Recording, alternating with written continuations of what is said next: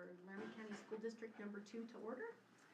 Thank you guys all for coming. It's good to see everybody's faces here. You're just in time. We're starting. All right, let's look at our agenda for the CAL tonight. We have, is there any recommended changes tonight for tonight's agenda? All right. And since this isn't an action meeting, we don't need to take a vote, so we'll just go on and approve the agenda. And our first information and discussion for tonight is our annual audit report. Okay, thank you for having me at the top. I know. It worked out well because I got to be in Torrington tomorrow, so I got to figure out how to get fastest way to get from here to Torrington. Oh, just you go through Alvin. All right. So, I think everybody's got this electronically. I just brought a couple copies in case I have trouble reading stuff on the screen. So I brought printed copies, just a few. I didn't bring enough for everybody, but I did bring a couple printed copies if anybody wants those. To get started, I want to thank Thomas for all his help and his staff. I know he came kind of after the fact on all of this stuff, and I do really appreciate if we had questions, he was great getting us answers on everything. I really enjoyed working with him, so I just want to thank him for that. And of course, his staff is great. We enjoy working with everybody here. I think they're real professional and everything, very helpful. We do a lot of stuff remotely anymore, so that kind of puts a little bit more pressure on everybody, but exchanging emails and putting stuff into portals and everything like that. So I do really appreciate that. To get started, okay, this is draft, and we've kind of had an issue here with the federal government. I don't know how much you've talked about this to everybody? Not a lot. Okay. Yeah. So when we do a federal audit, whenever you hit that $750,000 threshold of spending, it's going to go up to $1 million next year. But we go through a hierarchy of what programs we're picking, Title I, 6B, or ARPA, or whatever, Title II. We go through a hierarchy, and we're supposed to try to rotate the programs and identify high-risk programs and pick different programs to test. Once we get the program, or school lunch is another one in there. Once we get the programs we're required to test, I'm required to go online, go to the federal government's audit website, and determine what they want me to test to that program. Okay, so that's updated annually. It's usually done in June or July every year. This year it's been delayed. We finally got a draft in August of that. It was a draft, and we were supposed to use that for planning purposes. The final product has not been issued, and now, of course, the government's in shutdown, and so I don't know if there's an end in sight on this. So until that's issued, I really don't know what I'm supposed to test to the federal programs we picked. Okay, so our options would be essentially we just audit. Usually the things don't change, but there's been a change in administration. They might be looking at different things. The Department of Education's pretty much been gutted. So I don't really know where it's going to end up on that. So we essentially audited the same way as we would have in 24. But the state has given us a little bit of a reprieve on this. If there's something that I miss that's added to the new product, the new supplement, I have to come back down here and re-audit that, or we can do it remotely or whatever. That's fine on that. But I really can't issue a report until I've done all my audit procedures. Okay, I could issue a report and date it and do a finalized report, but then if something changes, I'd have to come back and do those tests and then reissue the report. So we're kind of in a rock and a hard place right now with this. So I'm going to go through it, how we did it. I guess if there's something that changes between now and this final product, my final guide is issued,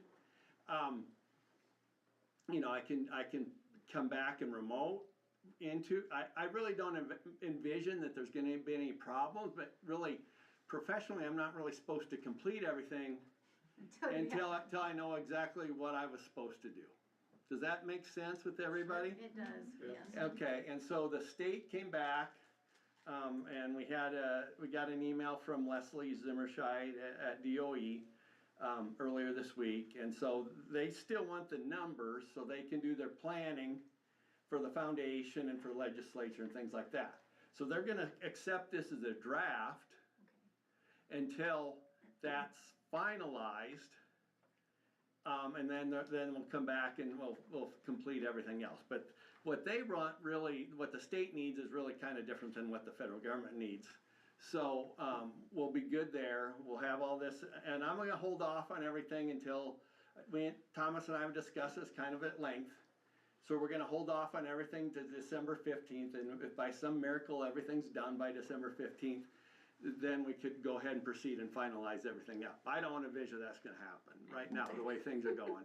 And so we have 45 days after the OMB, who's the one that issues my guide, we have 45 days after OMB issues the final report to get everything to the state. Well, now we're on the 5th, so 45 days would put me at December 20th if it happened tomorrow.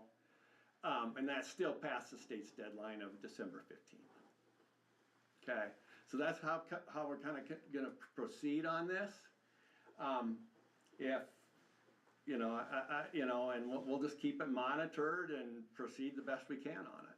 It just makes your job interesting. Yeah, oh yeah, seems like it's one step forward, 2 steps back a lot of times, yeah. So, you know, a lot of times it's hard to make progress, so, on that. And that's kind of something that's never came up before. But we'll just see kind of where it ends up and do the best with it what we can. Sounds well. Okay, all right. So, I'll get into my reports. And I don't know how much time you want me to take, Heidi, or...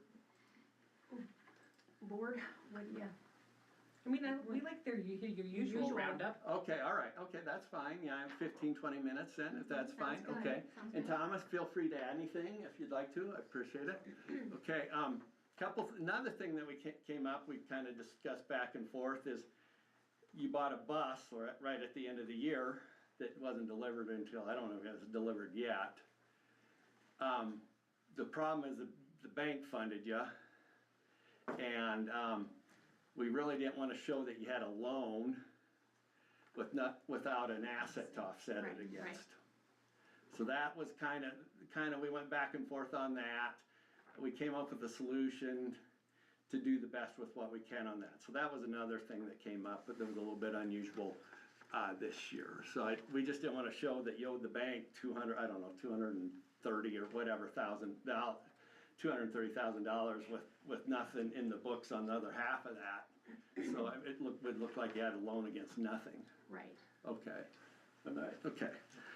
First, I'm going to start with my communication to governance, which I went through in the past. And this is a short one, electronic. So I'll just briefly go through this. And this hasn't changed for quite a while. I went through, first we go through what we've audited. I have to do my audit in accordance with uniform guidance. That's what we're just talking about, the federal part of that. And then government auditing standards. It goes through management's responsibility, selection, use of appropriate accounting policies. My job is to audit those. Okay, I can't decide those on you. That's up to management and everything else. I can advise. I just can't decide anything for anybody. That's kind of a sticking point we get into. We had a new accounting pronouncement. I think sometimes people just write this to have things to do and get paid. But it's on the compensated absences. So what we had, that's everybody's accrued leave, sick leave, vacation leave, and everything like that. That was always valued, so we cut it off at June 30th. And so what everybody's owed, we value and put in as a liability in the financial statements. Used to be measured, what changed essentially is it was measured at payout value in the past. Now they want it valued at earned value. So that's going to change it from going from a smaller amount, because the paid out is a lot less valued than it would be if it's what actually you and I, if you would take it. So it's valued at the value at the current pay rate now versus the payout value now. So that adds a lot of liabilities into the financial statements. Goes through counting estimates, the same as we've identified in the past, depreciation expense, pension expense. Top of the second page there, significant disclosures. I've talked in the past about the net pension liability. I'll touch on that again. Difficulty in performing the engagements, of course, other than the federal government, we really haven't had any. Corrected or uncorrected misstatements. Everything I do explain that when we start with everything, we start with your budget information and then we build on that. So I mean, there is adjustments in there, but they're not really misstatements, okay, on that. So I mean, we're just taking it up to a higher level. Disagreements with management, had none, management's representation, now we're gonna have to wait. I'll have Thomas make representations to me that he's in agreement with the financial statements, truthful and in the responses, and you know, nothing that I'm not aware of. And we'll have to wait on that until everything's finalized, so that's gonna wait a little bit. Consultation with other independent accountants. If you have a disagreement with any of my findings, just like a doctor, you're entitled to a second opinion, okay? The last thing there, me and my job, I get asked a lot of questions, how I feel things are. You know, payroll questions, bookkeeping questions, budgeting questions. And so it's, every time I get asked one of those questions, I don't feel the need to run to the governing board or the board of trustees and say, I got asked this question. If there's something that I felt that in my professional judgment, that I felt I needed to bring to your attention, it is my responsibility to bring that to your attention. Okay, on that? That makes sense on that. There at the top of the third page, kind of a technical thing. Everything after the footnotes, I'm not required to express an audit opinion on it. But since that's kind of the base of where we start with our audit, I kind of still do audit it anyway. I just am not required in my auditor's report to express an opinion on it. And that's kind of just what that's getting at. Kind of what I wanted to cover there in the communication to governance. Is there any questions or anything on that? I mean, it's pretty similar to what I've covered in the past with everybody. I mean, and everybody's face here looks familiar to me. So, okay. So on my report, so the page numbers and the actual PDF page numbers don't line up. Okay. So I'm gonna try to tell you by PDF page number what page number I'm on. Okay. I've highlighted some things in here that I want to stress. I put some information in here that's in red, and that's just comparison. That's a prior year amount, so that's a 6/30/24 amount. That's just for comparison purposes on things, okay, on that. So to get started, why don't we just turn to PDF page 2, and this is the table of contents.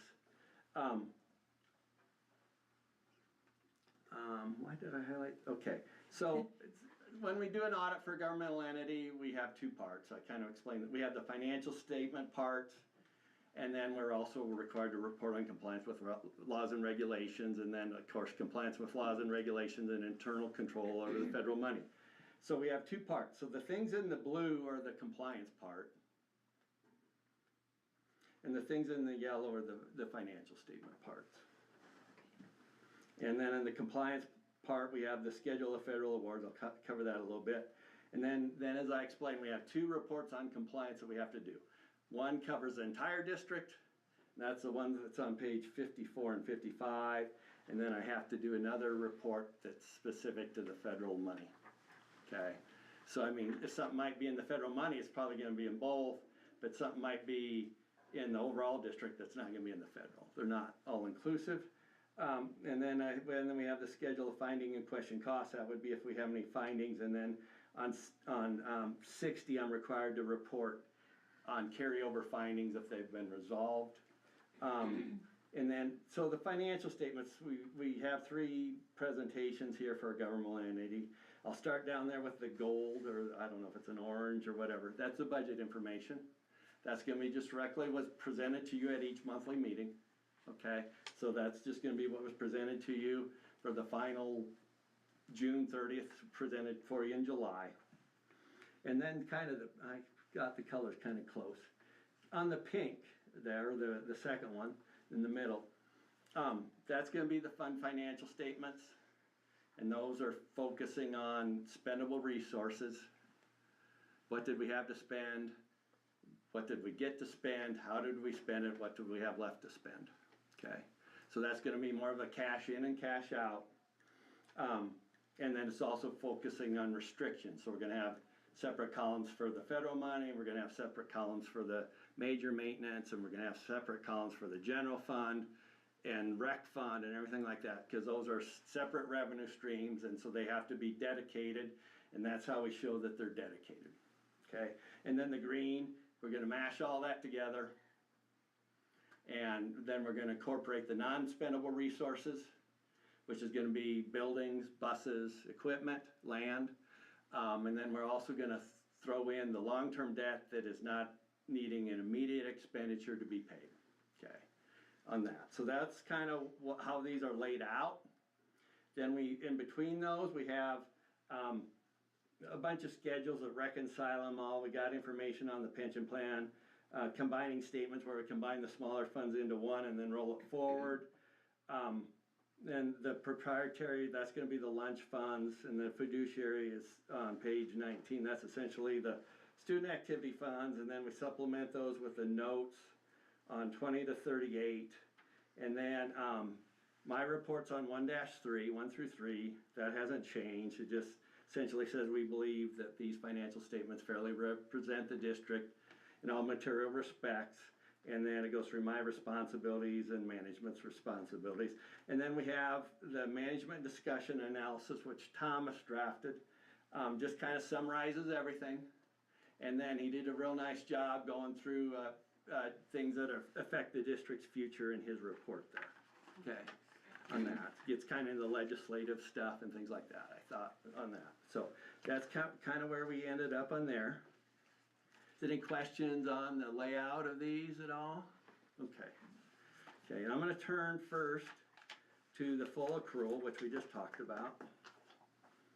Okay, and that's gonna be page 14 of the PDF. And I've highlighted some things there in yellow, and then the red on the right, I put in the prior year balances. I just copied and put those in. A lot of the things are real similar as you look down. I mean, just like the current assets, the short-term assets there on the first line went up a little bit, and then the fixed assets, the capital assets, there are not real significant changes there. The deferred outflows and deferred inflows of the resources, they're gonna fluctuate quite a bit, and that all has to do essentially with the Laramie retirement system. And then we also have, I talked with you about the past, last year was kind of new, is the property taxes. They're being collected prior to them being levied. Okay, so prior to, I mean, on the school districts, it's not a big deal because the levy always stays, the mill levy always stays the same. It's always 25 and 6. But let's say you would change your rec levy from going from 1 and you only did a half a mill, you'd owe all that money back to the taxpayers through the county treasurer for when you reduced your levy for those taxes that the energy companies paid prior to the mill levy being established. Okay, on that. Just, I've had some other entities reduce their levies, and I mean, they owe a lot of money back to the taxpayers on that. It's not, school districts are kind of always set, and like counties are always gonna do the 12 mil, and so on. It doesn't really affect the municipalities like the cities and the towns because there isn't energy production within the city limits. But yeah, that always lists there, and so then that is noted down here in the yellow. The property tax, I didn't highlight it, I guess. The property taxes, the deferred inflows of resources. Of course, that's gonna be highly sensitive to the price of the oil prices, gas prices, and things like that. That's gonna fluctuate based upon the price of the products. So that actually stayed real similar. Of course, the net pension liability, they're under non-current liabilities that I highlighted in yellow, that went down significantly. That's just a reflection that the market was it's kinda going quick, so I mean, so there's more assets to pay the future benefits, cause the market's higher, so there's more value in the investments underlying in the Wyoming retirement system that gets paid out to the benefits, okay? So that's just, I've explained in the past that WRS is underwater, and so we take that amount that it's underwater and gets allocated through all the districts. It's kind of an unfunded liability, so that gets allocated to all the districts in the state, okay, on that. And then the compensated absence is there. I discussed it, so it almost tripled. It went from $590,000 to $1.5 million changing based on that valuation. You know, those amounts really don't affect the day-to-day operations of the district. I mean, they're just numbers that we put in the financial statements. I mean, more reflective of the day-to-day operations of your items is gonna be the budget to actual, okay, on that. I think everybody understands that. So that's the balance sheet part of the entity-wide. And then on PDF page, 15, is gonna be the profit and loss. We kinda do this upside down balance sheet. Break it out, and then the red is last year's totals. The expenditures are real close. A lot of things that go into that expenses that are really not or cash outlays, because the depreciation is gonna go in there, which is not a cash outlay, and that change in the pension benefit obligation is gonna run through there, which isn't a cash outlay either. Okay, so that's not gonna be a cash outlay. The grants were down from 3 million to 2 million. That's primarily due to the run out of ARPA, or not ARPA, ESSER. Run out of ESSER, I got the wrong kind of entity. Okay, so then we had the net cost of the taxpayers, and then we run down the general revenues down the 1, 2, 3, 4, 1, 2, the fifth column there, the property taxes, the recreation, foundation payment, major maintenance, and then in the red there I put last year's amounts. And the foundation payment was down. I mean, that's kind of an inverse relationship to the property taxes. Property taxes go up, your foundation goes down, and property taxes go down, your foundation payment should go up. We kind of had a large carryover balance in the cash balance last year that reduced that foundation because they wanted you to pay that out and use that. I don't know how often you adjust your foundation request. I think you can adjust it to up until March of the year. So I mean, if it looks like the because in this environment with these taxes, you don't know what they're gonna be. So I mean, the state allows you, if the taxes are coming in a lot less, that you can go back to the foundation and request more money. Okay, on that. Then on page 17, PDF page 17, this is gonna be the short term. This is the resources in, resources out, resources at the end of the year, spendable resources. Oh, my eyes aren't focusing very well. You know, real close here on every, the total column's only the general fund, okay? It's not the other funds in there. Real similar to the end of the year. Kind of, you know, we put this huge amount that's in these taxes collected in advance in there, and it just bottoms out your fund balance. It makes it look like it's an awful, you know, negative fund balance and everything like that, which isn't really how the district's operating, okay? I just want to kind of explain that. Then on page 19, The same for the profit and loss on the spendable resources. And I've got the comparisons in there. I mean, it's pretty, real similar to what was there last year. I'm sorry, my eyes are getting tired, so. We had the big, so what happened last year is we had the large revenues that had to be withheld back to the foundation payment. That's why the foundation payment was less in 24, 25. Then I'm gonna skip ahead. That's kind of what I wanted to cover in the financial statements. I'm gonna skip ahead, clear to just go through here, page 62 of the PDF. 61 and 62.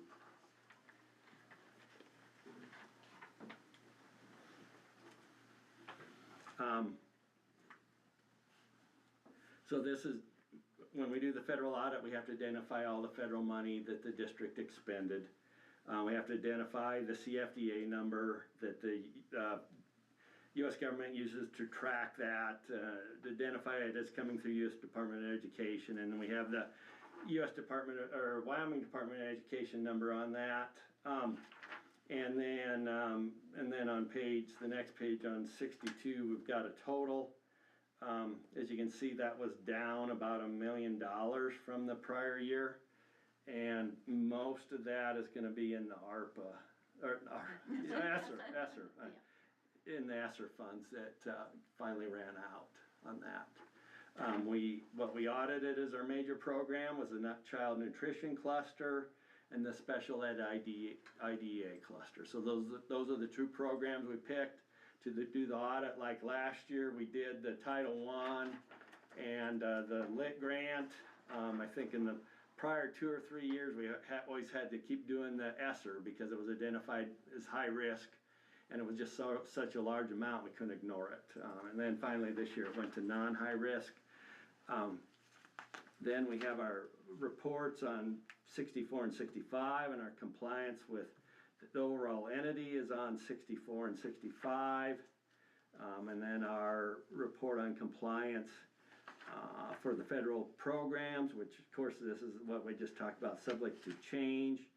That's on the 66 to 68, and then on 69 we have our scheduled findings, and everything went real well there. Now I'm sure my time's up. Is there any questions for him? No. Okay. Well, So, usually what we did is, in the past, usually we turned around and approved this. And I don't know if we can make that step at this current state, okay? I mean, I know you can't do anything tonight. Right, but like on our Monday night meeting. On your Monday night, and Yeah. we'll just keep abreast of everything, and I'll communicate with Thomas. If you'd like me to get on virtually or something, I don't know if you do virtual at the meetings or not. Or I can do phone or whatever, on that. I guess if you feel a need for me to come back down, I can do that too, Okay. so. We just need to kind of hang loose until. Yeah, Okay. just be patient on this, and hopefully it'll all get itself all worked out. Okay, well, thank you. Yeah, very thanks much. for everything, I appreciate your time, so. Thanks, Thomas, as well. Yeah, I really appreciate all his help he gave us, so I enjoyed working with him, so, and yeah, I always feel bad when, it happens once in a while, but he was wonderful. It's not he had no idea what was going on during the year. He didn't come here till, 15th of July, Yeah. whatever, so but Yeah. he was great to work with on Very everything, so, good. okay. We're looking forward to Thomas. being Oh, part of yeah. this, So, So, okay. it's been good, so, So, thank you. thank very you, much. have a nice evening. Any other, Yeah, did you thank let him you. go? Oh, Julianne's got one. Oh, I don't have a question, I just have a quick comment. And Okay, I think yeah. that the important thing is on page, 69. 69. 69, okay. Where it says, no significant deficiencies. And I think that's the Yeah. important thing Part, of the whole thing. And we're low risk.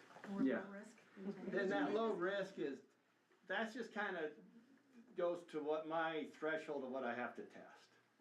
So if you've had any right, so it is good. So if you have any findings in the prior 2 years, it increases, doubles my threshold, so I have to capture more programs to test Okay.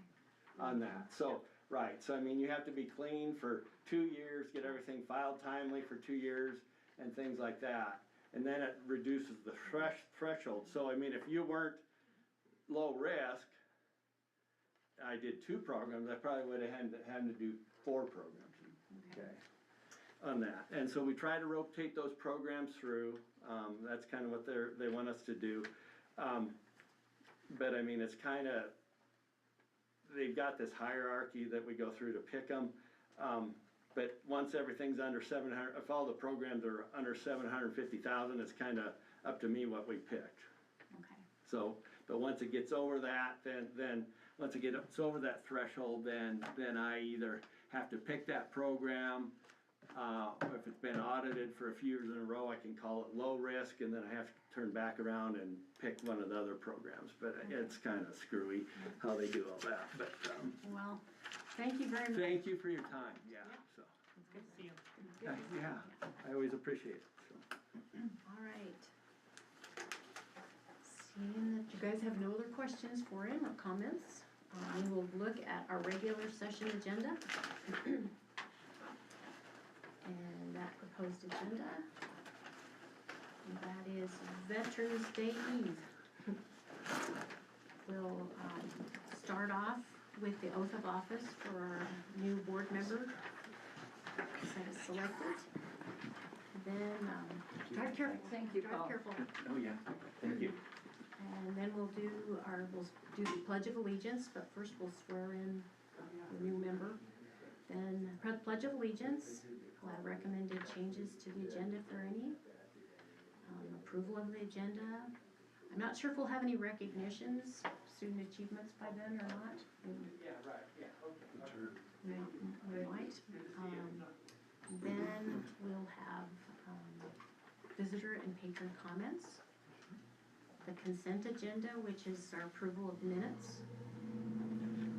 We have quite a few. And warrants, minutes and warrants. And then we'll hear from Thomas about our audit report. And we'll just kind of hang loose on approving or not approving. You give us the thumbs up when it's time. And our financial report. And then there's a Wyoming Government Investment Fund. I think we've done this before in the past, haven't we? Yes, Madam Chair, every year you have to Yes, just we do that every agree year. that it's our depository. And then new business, there's the Laramie County Community Juvenile Services Joint Powers Board, and Justin has a recommendation for that board. There's no old business. Nothing on the policy yet. Then we'll have executive session for personnel and legal and maybe safety. Hires, transfers, and resignations. And then our information and discussion, it's Pine Bluffs junior and senior high report. So we'll hear from Todd with his grows and glows. And we'll have a facilities update from Lance. And then we'll talk about the delegate assembly. And there's some resolutions, there's the word. 3 resolutions that for our consideration. And our upcoming conferences. And the next board and cow meeting dates. So is there anything we need to discuss about our agenda for Monday? Madam Chair, Yes, Mike? just a point maybe for discussion. In the past, on all board members, whether they, especially during election time, they were always sworn in at the end of the meeting. I see, and again, this is gonna be a preview of the board, but I kind of wonder if we might not have a little bit of a conflict when we have, we we swear in a board member, get into the meeting, and then, have an executive session where that board member would be privy to have any of those, notes or insights from the executive, sessions as far as, new hires, personnel issues or anything else, since they weren't even sworn in until prior to the beginning of the meeting. Good point. Board. What do you think? Madam Chair, I'm pretty neutral on it. I mean, honestly, it's no different than getting sworn in and then You had diving to, in the next. you had to sink or next swim the time. next So, time, yeah, so, that's true. you know, I can remember last year, so, Okay, yeah. all right. Should we just keep it the way it is? I would, Madam Chair, I would say so. I mean, it's been quite a few years since we've actually appointed a board member, but the last time we did it, and I think all 3 times that we've done it since I've been on a board, is that we appointed the board member at the beginning of the meeting, they were sworn in, and they took their seat. And if there was an executive session, I mean, You're that gonna have was to fine. dive in Yeah, sometime, yeah, you're gonna have to dive in sometime. So Okay. I would say we leave it like it is. I think consensus says we leave it like it is, but thank you, Mike. All right, Yeah, Madam Chair, the only thing I was, requesting is like, Jared's point being that last year he was, elected. And he was elected in November. And then he didn't take the oath of office until, December. It still gave him a 1-month duration to, familiarize himself with the agenda at hand. I'm just a little concerned about our newly appointed board member, whether or not they'd be able to have an opportunity to make a prudent decision as far as personnel or legal or anything else that might be dealt with in executive if they're only newly appointed at the beginning of the meeting, because they would be privy to having any of that information prior to being appointed. Or being sworn in, being sworn in, during the regular meeting. Madam Chair, what is the timeline for when you intend to notify the newly elected individual, or newly appointed individual, excuse me? after this evening. Okay, so they would have the normal 5 days to look through things, and then also we would have the ability to inform them that they could recuse themselves from voting if they don't feel like they have. Is that a fair statement? That's a fair statement. Does that work for you, Mike? I just don't want to put, our new board member in a precarious position where they're not going to be able to, fulfill their duties diligently as a new board member. Well, like you said, they can recuse themselves. Yeah, I think for that first meeting, they get a bye, they choose. They get a bite if they choose, yeah. All right, we will keep it the same. Okay, very good. Thank you, Madam Chair. You bet. Upcoming conferences. We've got the Wyoming School Board Association in Casper, November 19th through the 21st. We've got rooms already. And I believe, who's all going? Billy's going, I'm going, Joanne, you're going, Michael can't, Kendra's going, Mike's going, okay. Thomas and myself. And if our new board member so chooses, as well. Okay, they're more than welcome and invited. And then, COSBO is in Louisville, March 13th through the 15th, 2026. And I've been looking at that agenda that they have on their website, looks kind of good. And we have a lot of Wyoming input in that, because Shane Rader is the elect to be the director of that, and he is from Bighorn. So that it's always, it was really good last year as well. All right. Madam Chair. Mike. Sorry, kind of a different, deal here, but also as part of the WSBA conference, I would like to encourage the, other board members, if all possible, please make that early conference session, on that morning. They have a phenomenal key speaker that will be presenting. That speaker is nationally renowned for his ability and his insight on conflict resolution. So that would be a really good one to attend if our board members have an opportunity to get there. I think he was at COSBA too last year, wasn't he? I'm not sure, but yeah, I know it's an early session. I think it's maybe starts at 9. It is. But I made it last year, and I even fed cattle before I left. So She's setting the bar. Alrighty. Work session item, bus safety. Matt, would you like to address this, please? Yeah, Madam Chair, I was just curious, and this question might be for Lance, if,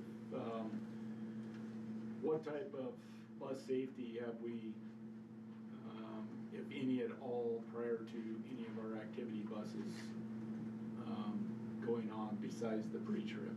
Are there anything other or added safety features that you feel like we need to add to? So I got a call from another board member with a suggestion of possibly a mapping system, so like a Garmin type scenario like you use on your phone. I haven't purchased those yet, but that's definitely an option we can do there. So that way, a route to an activity in another town is either the most efficient or the least amount of traffic or whatever the scenario is. So definitely looking at that.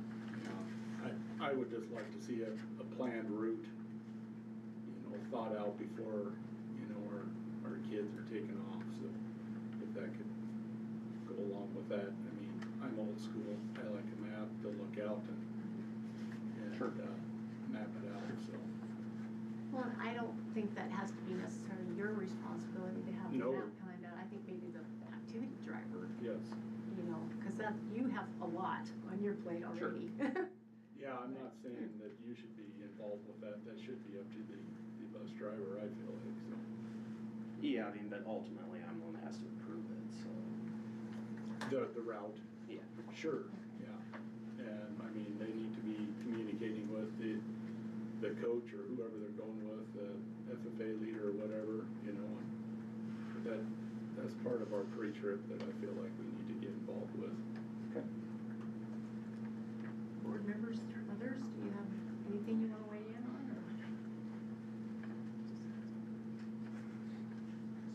Madam Chair, I guess I'd be curious too as to some of the other bus companies that typically do that, larger sports or, larger groups that take, the Prevost style bus that goes everywhere, and kind of see how they do it for safety and trip related.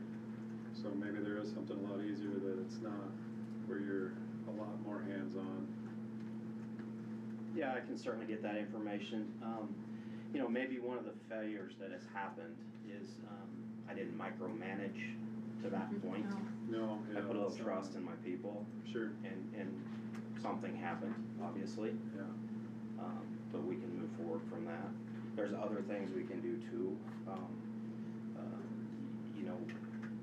We schedule these things 2 weeks in advance or more. We can sit down and talk about that, and possibly a staff meeting once a week. We got this trip coming up. This driver's doing it. This is the proposed route. We can talk about it and go that direction. Most of our trips are to Torrington or to Lusk or to Kimball or to, so I don't think we were doing it wrong. It's not hard to get to those places. I just didn't micromanage. So. Yeah, and I don't think I'm asking that. I'm certainly not asking. I don't think Matt's asking that either.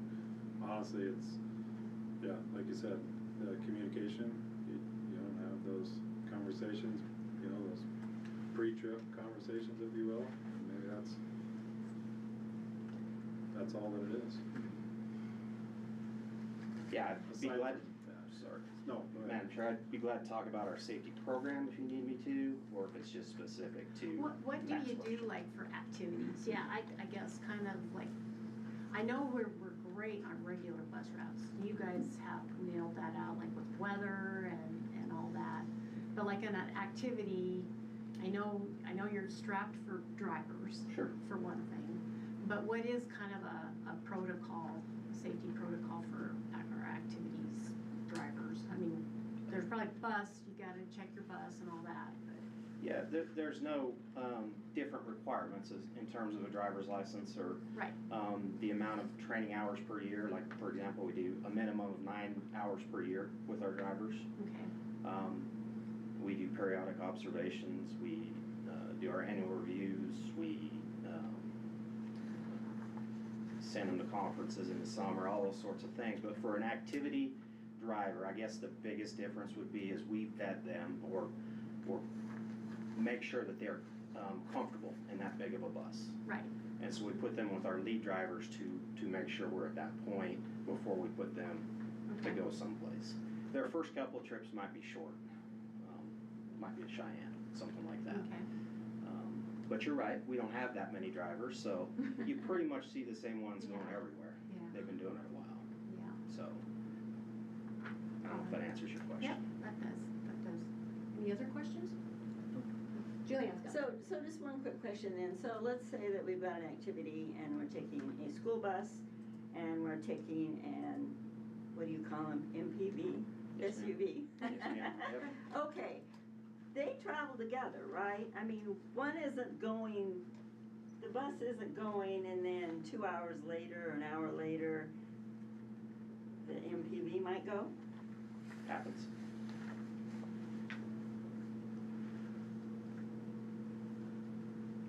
For the most of the time, the MPV stays with the bus, most of the time. Much of the time it's ahead of it, and it might be carrying equipment or something Right. like Okay, yeah, that. that was my next question. What's in the MPV? Yeah, might be the managers for that particular athletic team. Okay. Might be something like that. Could be a coach that needs to get somewhere else.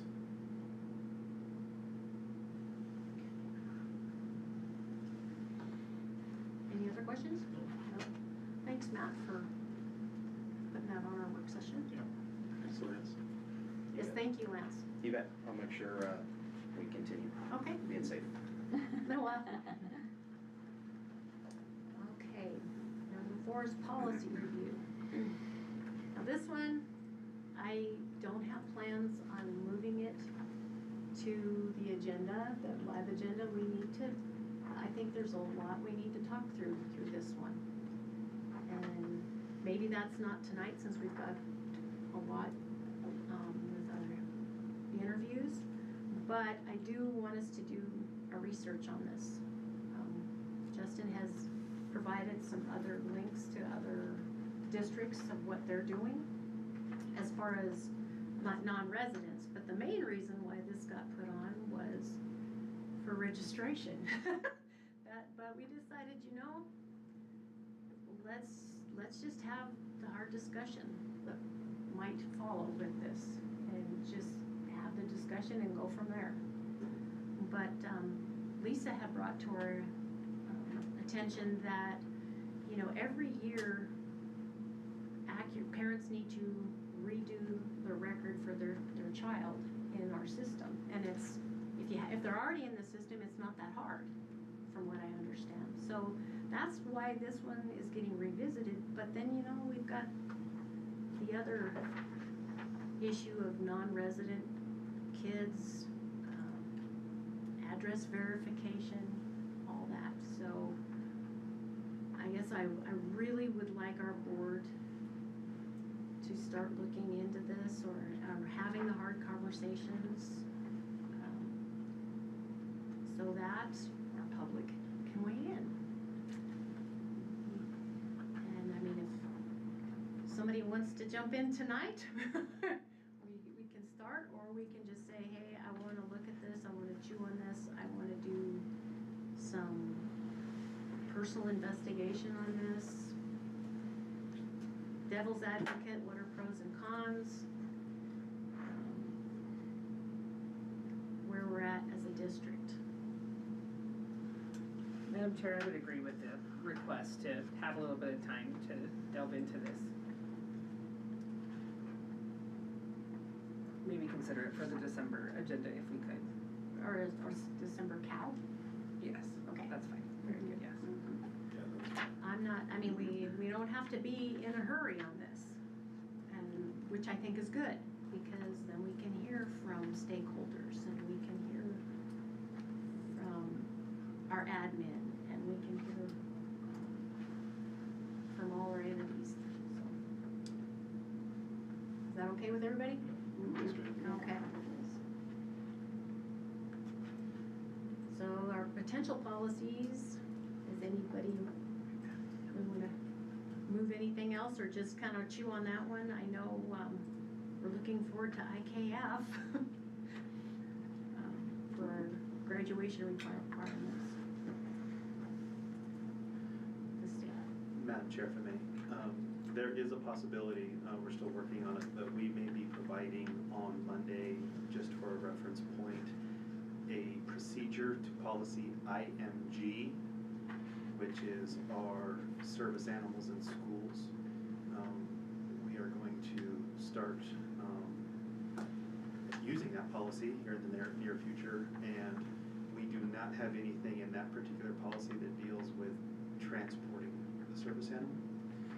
Lance is very well connected with his directors across the state, and this week they've provided us with a lot of different options and ideas. I don't see it as a policy change, but it would be a procedure Okay. on how we would handle service animals on a bus. And Okay. so there's a chance that we would put that in front of the board as early as Monday, depending on how the next couple of days go. So I'm just putting that out there as a potential Like your conversation. board docs, okay. Wouldn't be something that I would ask for approval or a motion for, but it would be a procedure to Procedure. IMG. Okay, so with the procedure, we do not take public comment. But policies, we do take public comment on. All right. Agenda items for our next cow board meeting. The 30,000-foot professional development, our TNTP. Yes.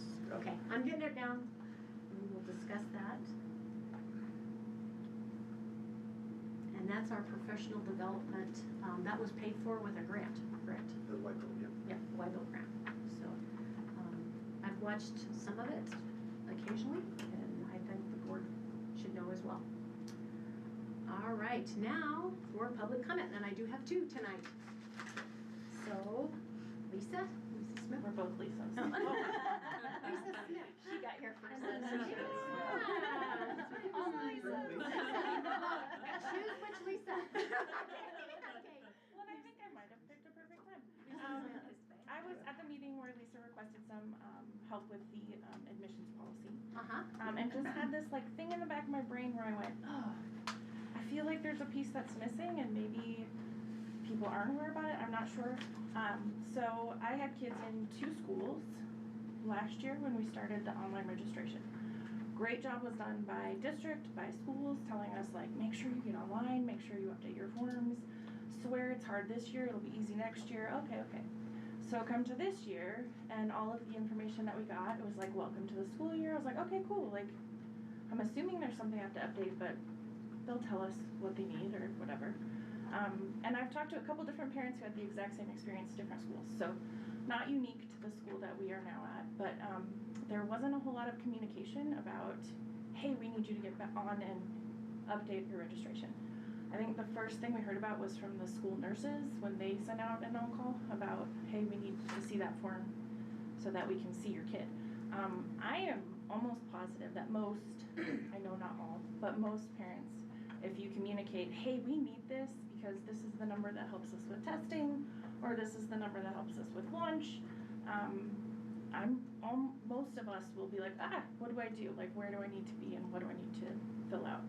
It also is an incredibly, I don't say it's the least user-friendly thing I've ever gotten into, but It's not the most it's user-friendly. not the most user-friendly by far. And I did watch some staff at our school do a really good job of like walking people through it for the first time and just sit there with them and do it, which is great. But then there's those of us that are like, wait, was I supposed to do something? Like, so I think as a pretty involved parent, I didn't know what was going on. And so when I first heard it, I was like, I recognize that yes, there's probably pieces of this that need policy around it, but also like the communication was just not there this year. So there wasn't really an all-call other than the nurse one. There wasn't really a whole lot of, I don't want to say propaganda, there wasn't a whole lot of like advertisement of make sure you're doing this so your child is actually enrolled. So I just wanted to say it because it was one of those that just sat in the back of my brain, and I was like, oh, I hope that it doesn't become bigger than it needs to in that way, because I'm not sure that it needed more teeth for me to do it personally. Just a communication of what was expected. And then looking at some of the policy, I'm glad that you guys are going to sit with it and play with it a little bit. As somebody who's worked with ag communities and with people in poverty, some of those requirements might be more difficult than you would think. When I first moved out to our area, we lived in a trailer on a farm. I didn't have utilities that I paid for. I didn't have the documentation that you may require. So, and that's not to say that I couldn't prove in some way or sign something that says that I lived there. Car registration worked. But it was stuff like that where it's just taking into consideration that it may not, you may ostracize people that really need the resource of school as well.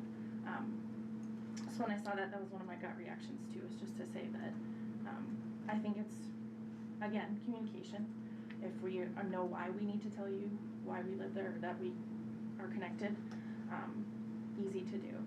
But then I saw the part too about closing, and when we first moved our child to this district, our house, we weren't closed on our house yet. We were driving her because we knew we didn't want to disrupt her schedule, but we were not closed until halfway through the year. So by those requirements, we would have had to put her in 2 different schools, which would have been really hard for her. So reading them, I was like, oh, like there's a couple pieces of that I hope there's some consideration of a broad spectrum of different people in our district. And just that piece where I was like, oh, I didn't know. Like it's a personal guilt, but maybe it can help other people. So thank you. Thank you. All right, other Lisa. Hi everybody, I'm Lisa Heiner. I'm a parent of students at Pine Bluffs Elementary School. And I wanted to thank all of you for all of the work you've been doing this new school year, and especially with the filling of the board vacancy, because sometimes that's extra stuff that you're not planning on having to do. As that process moves forward, that's what I want to talk about, is that board vacancy position. As that process moves forward tonight, I wanted to request your consideration of 2 things. One is transparency around the process and the decisions being made, as well as honest consideration of what our district most needs from that position. And first, on the transparency piece, I understand that you all met for an executive session last week, and you'll be meeting an executive session tonight, taking time to put a thorough process in that. Since all of that is happening in executive session, none of us have any idea what's going into that decision. We recognize the policy is for you to appoint that, completely understand and respect that, but the more transparency that there is to the process, the better. So understanding what went into the decision, how those people are selected would be great. One specific thing I would like to encourage your consideration of is proactively publicly posting who the applicants were and who the finalists were. After tonight, we'll figure out who the finalists are, but, and I know that if we reached out, you'd probably share that with us, but I think if this was an election, we would all know anyways, and that would just avoid any misconceptions, or people, if you don't tell people, people fill in the blanks with what they want to fill it in. And so I'm just encouraging, just think about what you can proactively share to just be as transparent as possible. On the actual selection, my request is just to really consider what this board needs. I think it's easy in something like this to just think about who would work easiest with me, or who can I get along with the most. But I think it's really important that representation across our community, varying perspectives, who can deliberate the best in the group, who can bring a different perspective that isn't already there. I think this is a unique opportunity to think about what our district needs at this moment. If we need, if we feel like we need more teacher representation, is there a past teacher that could help bring some of that perspective? With the new business manager, he's got his hands full. Is there somebody who could bring financial or compliance expertise that could be a resource based on what's happening in our district right now? So just bringing that up as a consideration to make sure it's not just who you think you can work best with, but who can best serve our district's needs. And I know, I trust all of you will do that, but I think it's helpful to just make explicit what is implicit. And I encourage all of you, and I know you all have a good working relationship, but I think it's easy for groupthink to sometimes come into some of these things. So I just encourage everybody that maybe is quieter on the board and doesn't always speak up to just voice your mind in this, because it is a big responsibility to choose someone to represent the district overall. And I know we'll get the chance to vote on that position when it comes up in the next cycle. So thank you all for the thoughtfulness and the process that's gone into it, but I do request your consideration on the transparency and the decision making that goes into that final selection tonight. Thank you, Lisa. Other Lisa. All right, and those are the only two public comments. So the next thing on the agenda is our executive session. So I do need to introduce. Madam Chair, I move that we go into executive session for the matter